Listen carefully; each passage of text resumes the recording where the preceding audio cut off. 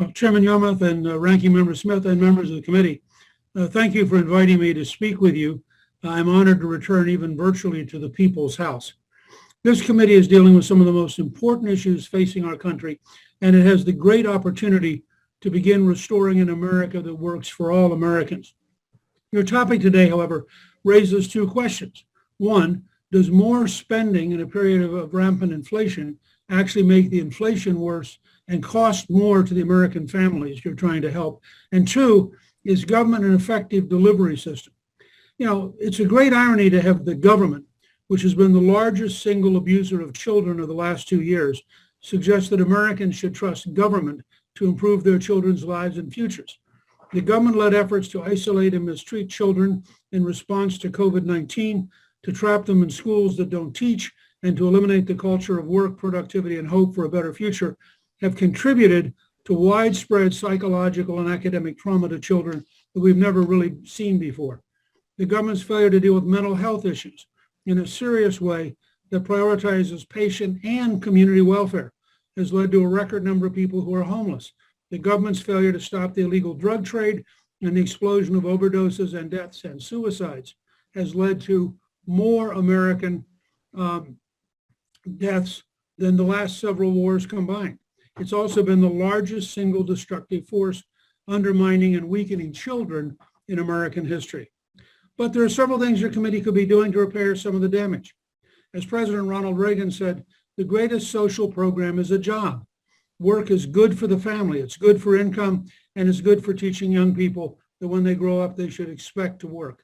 Second, we balanced the federal budget for 4 straight years through a bipartisan effort. And the fact is that the Clinton-Gingrich budgets worked. They reduced the inflation rate, they reduced the tax rate, they created jobs, because we cared about America's future enough to make tough choices now. Third, given the current rate of inflation, the idea we ought to pile more money into the system is an almost suicidal act of hubris. Fourth, when we passed welfare reform, it was principled, work-oriented, a system-wide overhaul, and it worked. It worked because people went to work. Because Americans were going to work, we saw the largest single reduction of childhood poverty in American history. And the reforms were bipartisan. Perhaps most importantly, the ideas and work that led to successful welfare reform didn't come solely out of Washington, D.C. We reached out to governors and state officials who actually ran the welfare programs. They told us what needed to be fixed and what needed to be completely reworked. We didn't tell them. This, of course, drove the Washington, D.C. staff members crazy, but it worked.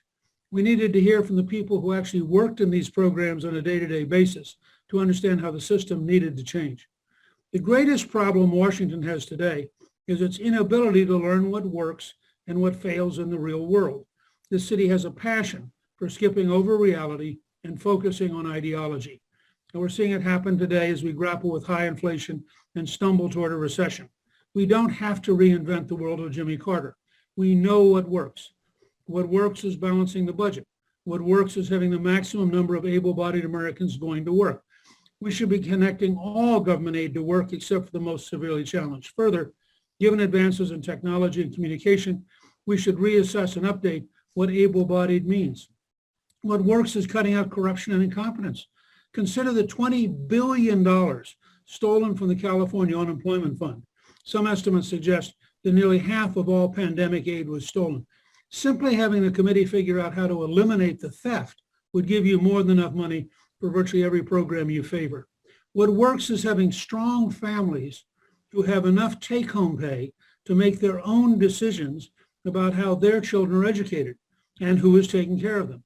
Just as we need education freedom, which former Secretary Betsy DeVos is championing, we need childcare freedom. Let me say in closing, I don't believe a unionized, bureaucratic, anti-religious, one-size-fits-all government system is the answer to the future.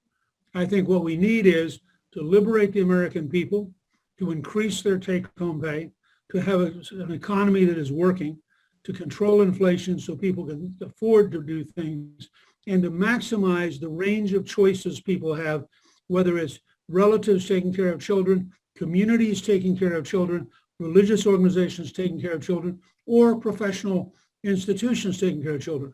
What we don't need is a government-dominated, Washington-centered system of once again trying to impose big government socialism in the whole country, this time in the name of taking over our children.